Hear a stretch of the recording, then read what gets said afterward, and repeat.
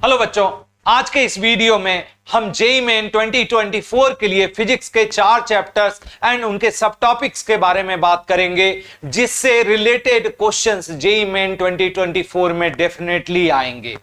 तो वो 4 चैप्टर्स हैं current electricity, capacitance, unit and dimension and mechanical properties of fluid.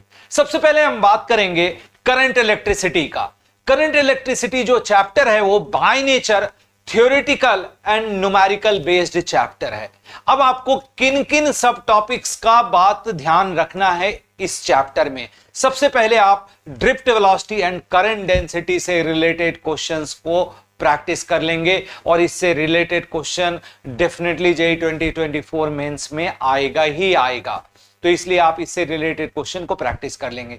दूसरा पार्ट है ओम्स लॉ। ओम्स लॉ को आप 2 पार्ट में देख सकते हो, एक इक्विवेलेंट रेजिस्टेंस निकालने से रिलेटेड, दूसरा सर्किट में करंट एंड सर्किट के अंदर किसी भी पार्ट का पोटेंशियल डिफरेंस कैलकुलेशन।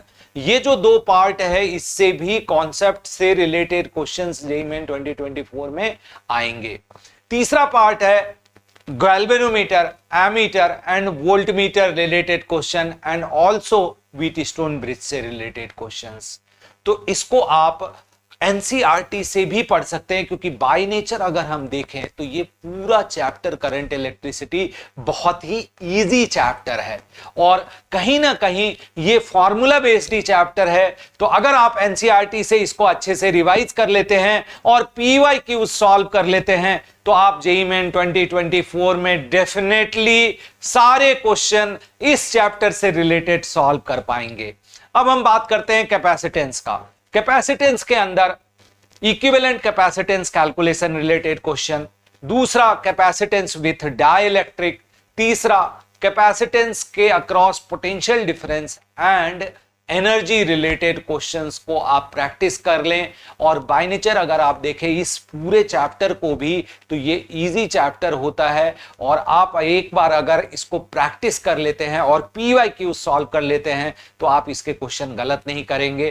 तो ओवरऑल अगर आप देखें करंट इलेक्ट्रिसिटी एंड कैपेसिटेंस, तो ये हमारा प्रिडिक्शन है कि जेईई मेन 2024 में 3 से 4 क्वेश्चन इसी चैप्टर से आएंगे। और बच्चों 3 से 4 क्वेश्चन बहुत ज्यादा होता है आपके रैंक को इन्हांस करने के लिए।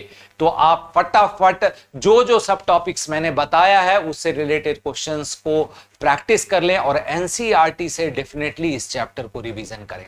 अब चलते हैं हम तीसरे पार्ट पे, यूनिट डायमेंशन पे। यूनिट डायमेंशन अगर हम चैप्टर देखें तो बहुत ही इजी है, लेकिन इसमें प्रॉब्लम क्या होती है बच्चों कि आप फॉर्मूला भूल जाते हो या आपको लगता है कि हम कुछ कैलकुलेशन जल्दी कर लें, टाइम बचा लें। तो मेरा ये एडवाइस होगा इस चैप्टर को जब आप प्रैक्टिस कर रहे हैं उस समय भी कैलकुलेशन का ध्यान रखें और जब आप एग्जाम दे रहे हैं तब भी आप इस बात का ध्यान रखें।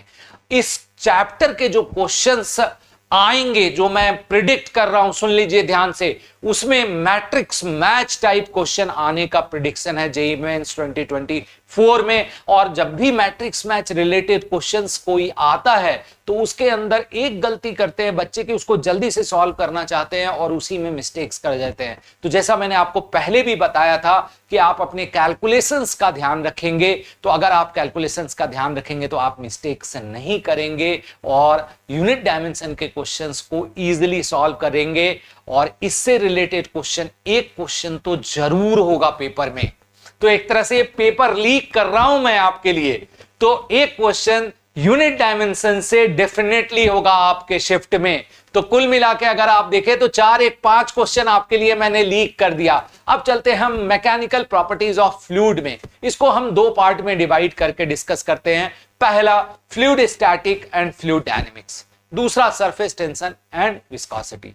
अगर हम बात करें fluid static and fluid dynamics में तो pressure difference related questions, buoyancy related questions, Pascal's law related questions आप रिवाइज कर लो और पीवाईक्यू सॉल्व कर लो। तीसरा आप continuity theorem and Bernoulli's theorem related questions को सॉल्व कर लो। यहां पर एक मेरा एडवाइस होगा बच्चों, जब भी आप इसको सॉल्व कर रहे होगे तो जो थ्योरी आप पढ़ रहे हो उसको न्यूमेरिकल की तरह डेराइव कर लो। आप ये मत सोचो कि एग्जाम में मैं फॉर्मूला डेराइव कर पाऊंगा, क्योंकि एग्जाम में जब आप फॉर्मूला डेराइव करने जाएंगे तो आपको प्रेशर पड़ेगा, आपका टाइम जा रहा होगा। तो यहां पर मेरा एडवाइस होगा कि जब आप रिवीजन कर रहे हो उसी समय आप डेराइव कर लो, क्योंकि न्यूमेरिकल भी जो इसमें पूछे जाते हैं वो उसी डेरिवेशंस की तरह होते हैं। तो इन सब टॉपिक्स को जब आप सॉल्व कर रहे होगे तो उस समय डेरिवेशंस भी कर लेना एंड पीवाईक्यूज को आप सॉल्व कर लेना। अब चलते हैं विस्कोसिटी एंड सरफेस टेंशन से रिलेटेड। विस्कोसिटी में मैं बात करूंगा कि विस्कस फोर्स कैलकुलेशन को आप जरूर से अच्छे से सॉल्व कर लें, फॉर्मूला बेस्ड है, कहीं कोई दिक्कत नहीं आएगी। दूसरा मेरा प्रिडिक्शन फॉर जेईई मेंस 2024, ध्यान से सुनिएगा, टर्मिनल वेलोसिटी रिलेटेड क्वेश्चन, इसको आप सॉल्व कर ही लीजिएगा। आप बुक में से भी सॉल्व कर लें और पीवाईक्यूज में से भी सॉल्व कर लें और इसके फॉर्मूला को आप याद कर लें, क्योंकि आप जब एग्जाम में इसका फॉर्मूला डेराइव करेंगे तो उसमें बहुत ज्यादा टाइम जाएगा। तो आप ड्यूरिंग प्रैक्टिस जब 4 बार उस फॉर्मूले को देखेंगे तो इजीली आपको याद हो जाएगा। तो इस तरह से मैंने आपको यहां भी लीक कर दिया कि viscous force and terminal velocity से रिलेटेड कॉन्सेप्ट पे यहां पर क्वेश्चन आएगा। अब हम बात करते हैं सरफेस टेंशन की। अगर हम सरफेस टेंशन की बात करें तो इसमें सरफेस टेंशन के कारण जो फोर्स एक्ट कर रहा है उसका कैलकुलेशन रिलेटेड क्वेश्चन आप सॉल्व कर लीजिएगा।